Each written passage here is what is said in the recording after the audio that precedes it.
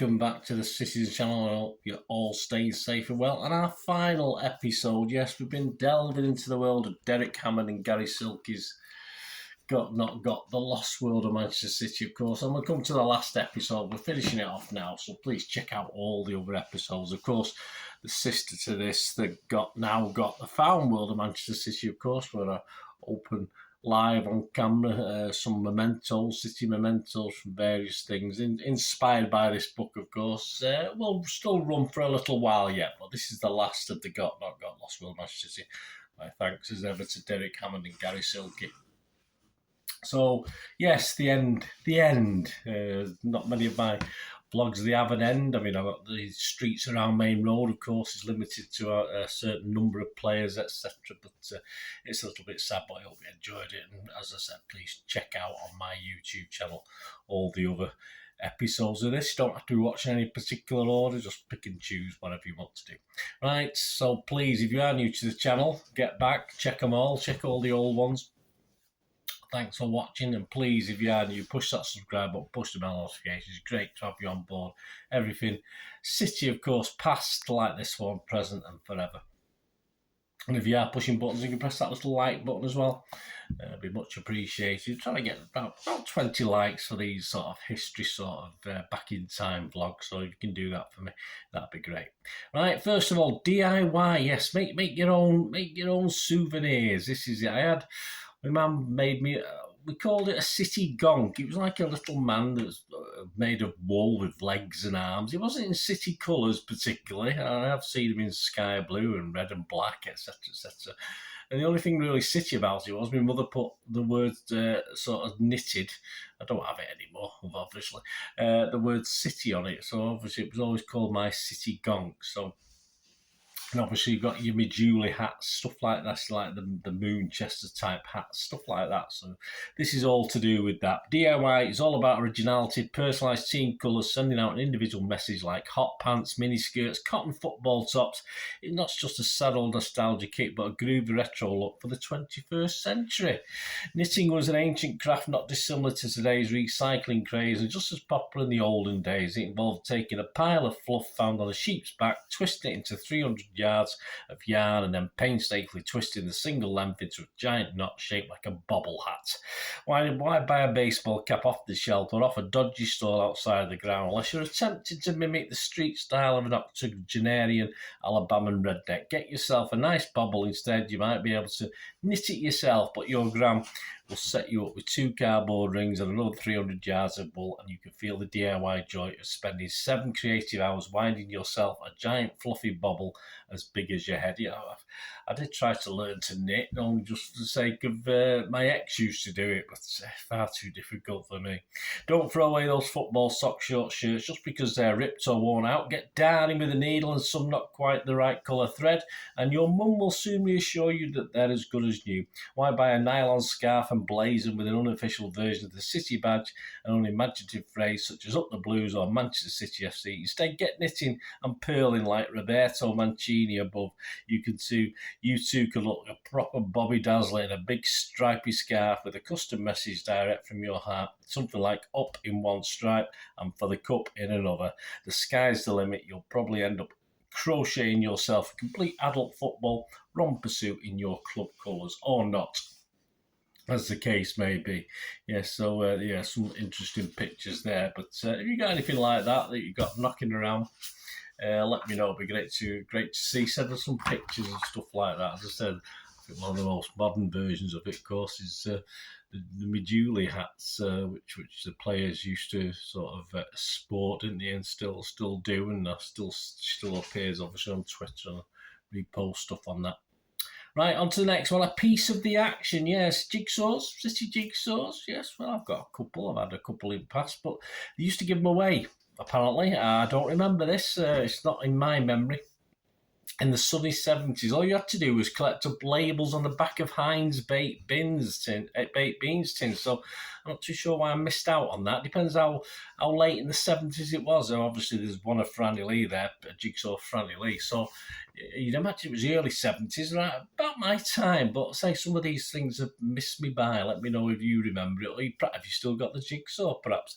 Heinz Beans tins they were on the back of, soldier on through the potential flatulence disasters that frantically fan-driven elevated intake of beans could potentially inspire. I don't know. It doesn't say how many we had to collect.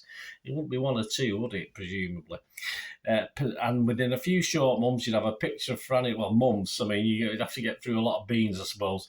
You'd have a picture of Franny Lee handily shattered into hundreds of pieces. Strange, really, because at Christmas time, you'd pray to avoid a dreaded shaking noise of a parcel that contained a jigsaw puzzle. Yeah, well, perhaps not, depending what the puzzle was.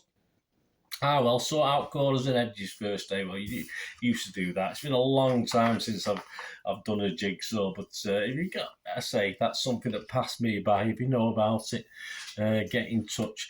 Plaque Attack. How about little plaques? Embossed club plaques. There you go. And you notice they don't have an image of cities, do they? Got Leeds, Arsenal, Liverpool, Chelsea and Manchester United. You see, we've always been a small club.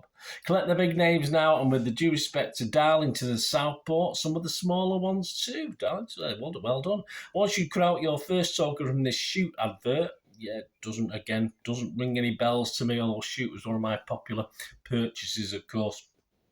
Once you cut out your first token, the shoot advert ripped another off a fish finger box and painstakingly assembled 25 new P, as in pence, 5 shillings in old money, then you were ready to send off and claim your embossed football club plaque from the Co-op. Luckily, City made it on this seemingly random list of 31 large, medium and frankly tiddler-sized clubs, not us.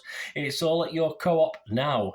However, somewhat oddly, these vital tribal territory markers were also presented as a Thai food tea promotion a year later in the 72-73 season. Again, a time when I should have been collecting these things. Perhaps, I don't know, but I don't know why I missed that. I certainly haven't. You've got one of these. Presumably they'll be on certain internet sites like eBay, etc. So they were given the Thai food tea promotion a year later in the 72-73 season with a similar wedge of 2 tokens and 25p required there. So if you've got any of them, I'll scour through the internet to see if there's any coming up for sale. And an interesting one, I've quickly gone onto the internet and found a couple that are reasonably priced. I'm not going to pay silly money for these, but I had 1 or 2 knocking about. I had 1 or 2 hanging on my wall, I remember, my bedroom wall as a kid. Pennants, yes, doing pennants. They still get swapped around, don't they? At big games, you still get the captains swapping pennants. So, and you can buy them, of course.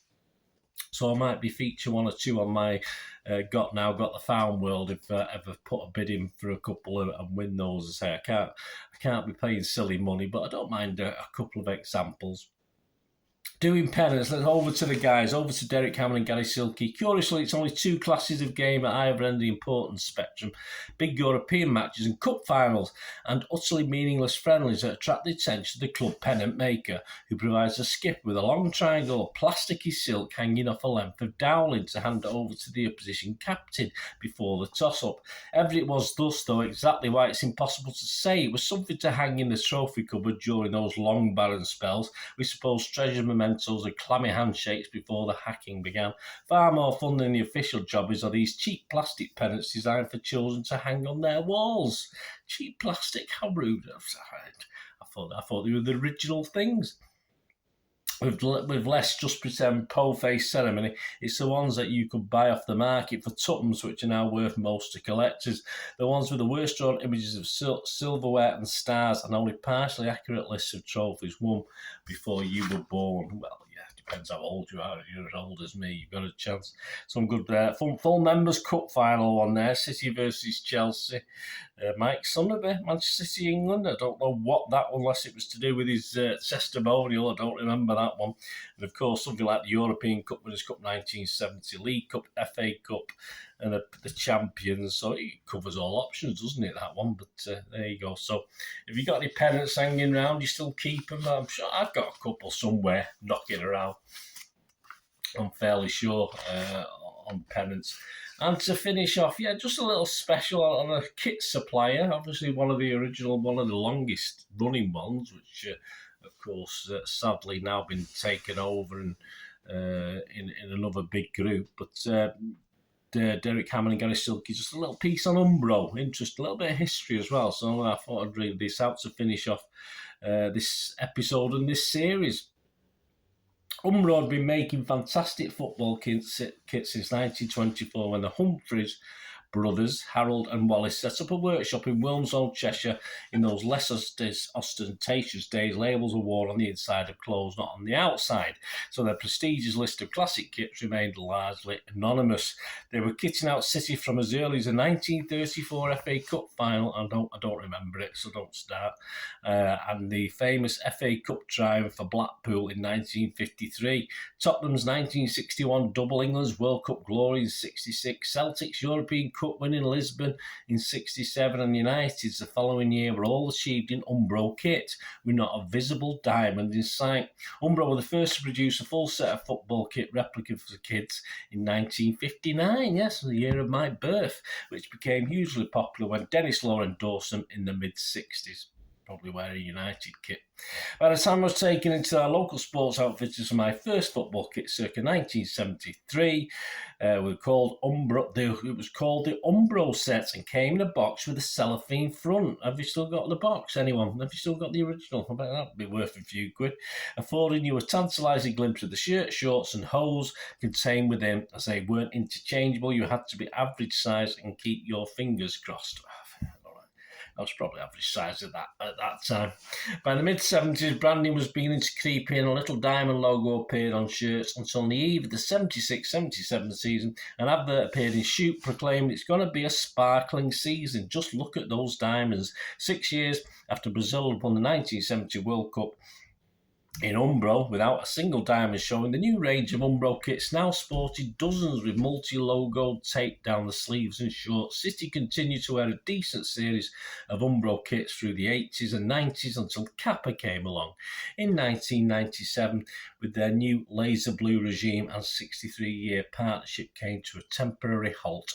After a 12-year break, Umbro returned, producing 4 more traditional and popular home shirts. Sadly, they were then swallowed up by the American giants Nike, who took over the long-running England contract as well as that of City. It's probably just as well that Harold Humphreys, described as a Dior of the football world by the Daily Express in 1963, isn't still around to witness what might be the double diamond's demise. Yeah, a lot of love still out there, of course, for Umbro. A lot of good memories and people liking it and wishing it hadn't ever gone by the wayside, etc. I've got a few Umbro things myself in the cupboard there. So there you go, guys. That's it. The end of an era. The end of the Not Got the Lost World of Manchester City. Still available. On the main web internet site, of course. You can buy it now on eBay. Anything from about £4.69. I've seen it does vary. Just keep your eyes peeled. A brilliant book, a fantastic book. So I've had some good fun looking through that, and it's inspired me to go out and buy bits and pieces as well. As I said, I've been looking at Pennants today on the basis of just reading the piece on Pennants, but it's a great book. Of course, done for other clubs as well, and done in general as a bit of a series, of course, by Derek Hammond and Gary Silke. So have a look at other things as well that might interest you. So there you go, guys. Let me know your little bits and pieces. There was a little mention of the Treasure Trove series that appeared I think in the 2000 programmes that Gary James was connected to, where people were invited to send in the pictures and stuff like that. So we'll probably look at that in a separate feature at some stage. And of course, I've got most of those programmes from that period as well. So I'll be looking at it at some stage when I do my little programme watches and checking things and looking at stuff. So there'll be plenty more on City memorabilia. As I say, there'll be stuff that Derek Hammond and Gary Silke haven't mentioned that obviously have appeared in that treasure trove, and it'll probably inspire me to buy even more things. So keep watching me Got, Now Got, the Found World of Manchester City as well. Keep your eyes peeled for that, so have a little bit of fun. I try and test myself as well. 1 month I might just look a certain 24 hours, see what quirky things I can come up with. I've done book specials, and obviously other things like that. So please check that out as well. And that will be ongoing. And this is the end. Thank you for watching. Send us your information. Send us your memories. It'd be great to have some of your memorabilia. But your woolly hats that your mum knitted for you when you were a young lad back in the day, or even now. I'm sure people are still knitting stuff now. So let me know. Send us some pictures. It'd be great to see them. Thanks for watching, guys. Until we meet again, that's one thing, don't I? Please stay safe, Blues. Come on, City. Bye for now.